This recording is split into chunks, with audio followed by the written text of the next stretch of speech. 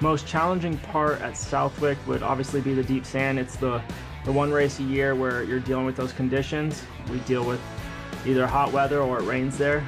So very challenging mentally and physically. I'd say the biggest thing is physically, just because of how much it wears your body down. So Southwick is one of those races you circle on the list and you make sure you're ready for it. The most challenging part of Southwick is just making it through the moto period, and it wears on you. It wears on your body, so you gotta be fit and you gotta be ready for that one. Lucas Oil Pro Motocross heads to probably the most unique track of the 12 circuits that it visits throughout the year. So we'll preview that. Jason Weigandt and the greatest of all time, 15-time champion Ricky Carmichael here. We can talk about riders and stars and points and standings, but first let's just talk about Southwick and what this track in Massachusetts is all about, RC. Well, this is where the strong survive.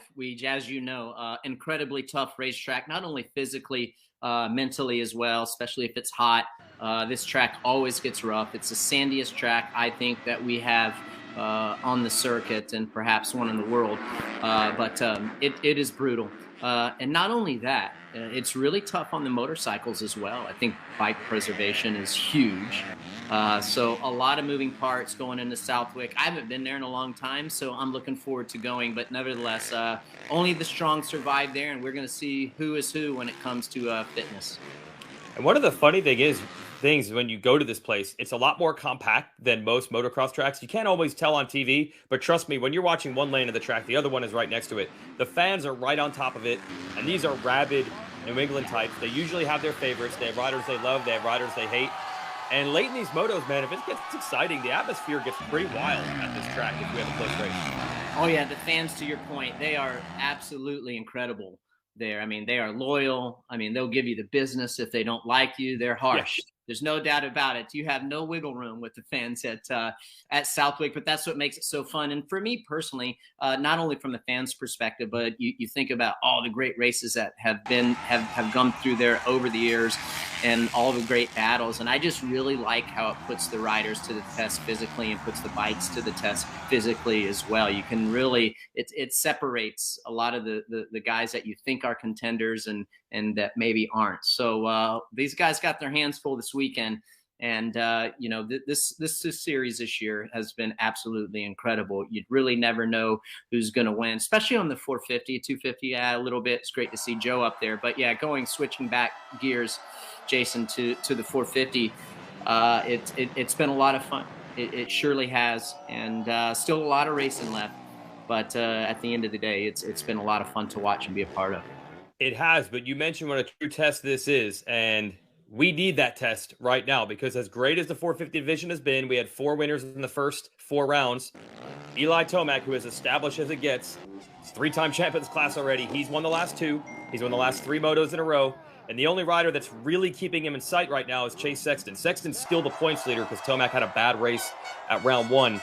But are we seeing the 2-rider breakaway? This is going to be a test if you're Ken Roczen, Jason Anderson, Ryan Dungey, somebody like that, to get back in there, because those two, it looks like they're starting to separate themselves. Yeah, they are. I really believe that. And no disrespect to Jason Anderson or Ken Roczen, Ryan Dungey, those guys, but it is clear at this point, and the points reflect that Eli Tomac and Chase Sexton have established themselves as the front runners for this championship. If you're Ken Roczen or you're Jason Anderson, you want to contend for this championship, you got to start, and they know this, you have to start winning motos. You can't in 2 motos and winning some overalls. You can't just go 1 moto win and then get a 4th. So the pressure from a championship point of view is really on those 2 guys, but then like to move up in the championship. But then you go to Chase Sexton and Eli Tomac. And I personally feel the pendulum has swung. And I think that Eli Tomac right now has the momentum, even as well as Chase Sexton has been doing all season. But now he's starting to get some momentum, and we all know what he's capable of and the streaks that he is capable of going on. Lucas Oil Pro Motocross Championship. So I think it's up to Chase Sexton now to try to stop Eli Tomac. I truly believe that. It's going to be tough. But at the end of the day, it's going to be fun for guys like you and I to watch in the booth, because it's going to bring the best out of the guys. And, at a moment, I try to step back because Eli Tomac has so much experience compared to Chase Sexton. And we know Chase Sexton is eventually going to be, premier class champion in Lucas Oil Pro Motocross Championship. But it's going to be tough for him. And if he's able to fight Eli Tomac off and keep Eli honest, he is going to gain so much experience from a championship point of view and being there week in, week out, withstanding that pressure from a multi-time champion, one of the greats for sure that'll be in the Hall of Fame. That's what he's going to have to do. He has to rise to the occasion every single weekend because I don't see Eli giving up many points. Yeah, that's where I am with it. I almost feel like Sexton is in that weathering the storm. It's almost like when you're watching a basketball game and the team is just going to go on a run and you just got to minimize the damage because, first of all, these are great tracks for Tomac. He has been phenomenal at Southwick throughout his career. Sexton has been saying sand is not necessarily his specialty. So easily Tomac could leave here with 3 wins in a row. And then if you're Sexton, do you get down in the dumps and say to yourself, okay, the guy's got my number, the momentum has switched?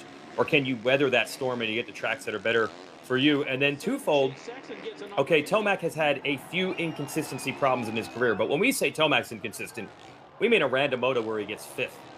The chances that he's going to crash it away, throw it away, and hand huge points over are pretty rare. He's not really done that much in his career. As for Sexton, we've seen both sides. He's been incredibly consistent this year. He's been first and second in every moto this year except one. We got a 4th, so that's fine.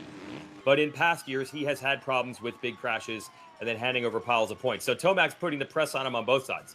On certain tracks, it's going to be hard to go as fast as Eli, but overall, it's also going to be hard to be as consistent as Eli. So that is the true test. I got to wonder, when you get to that situation, how do you not drill down too deep and take each individual moto as it's over. He beat me straight up in this moto. It's ruined my season. How do you play the big picture?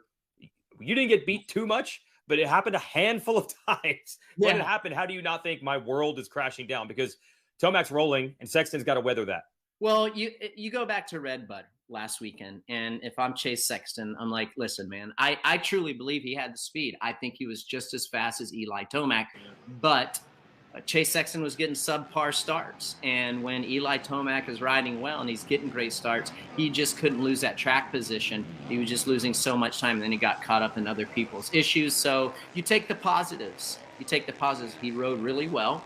And he just got subpar starts. And when you get bad starts, you subject yourself to other people's issues and misfortune. So you take the positives. That's what you do. Now, if you're Eli Tomac, and like you alluded to, he's given up a lot of points in the past, but you go back to Supercross this year, and then even this year, other than the first round, he's been pretty rock solid. So I don't think he is the Eli Tomac of old, where he'd cough up, a 10th place or 6th place. I just don't see that happening, just because of what history has shown me thus far this year on this new Monster Energy Yamaha Star Racing machine. He is just rock solid. He gets great starts. So you keep the pressure on.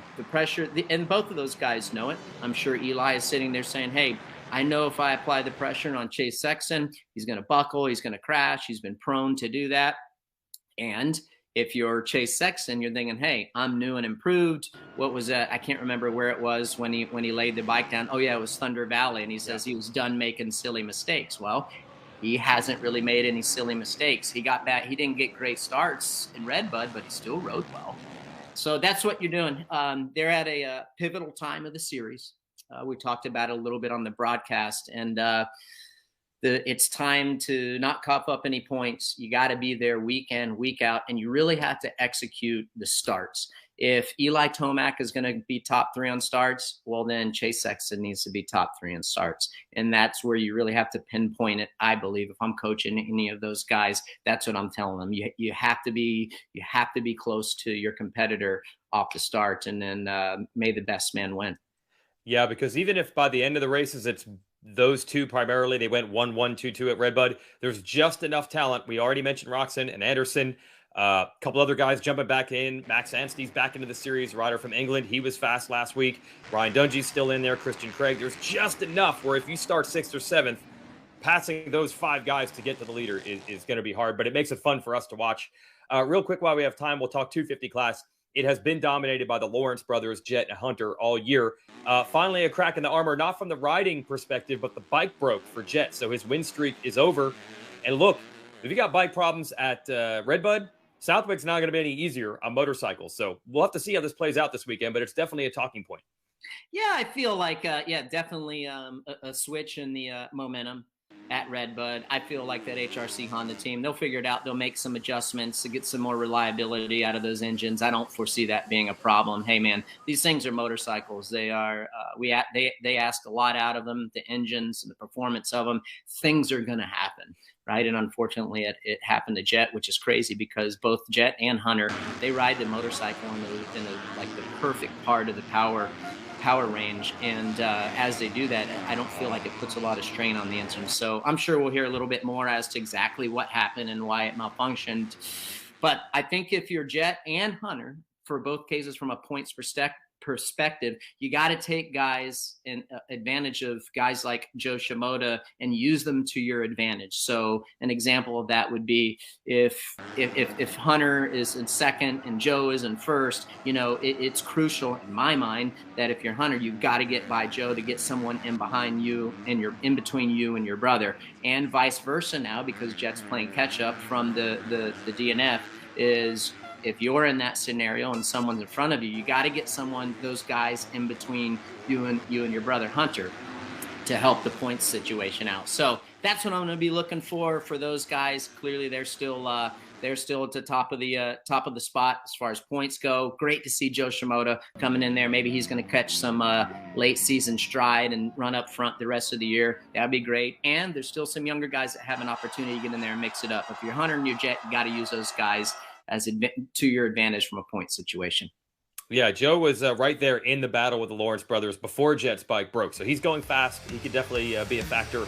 That'll be the 250 class at Southwick. But the big show and the big story is the 450s. We'll have it live on NBC at 1:30 on Saturday afternoon. That's 1:30 Eastern time. That's our first 450 moto. Another Sexton versus Tomac showdown looms. Is it too late for someone to answer back and get a win and pull some points in on those riders? We're going to find out because we're at the midway point. Lucas Oil Pro Motocross. We'll see you on Saturday.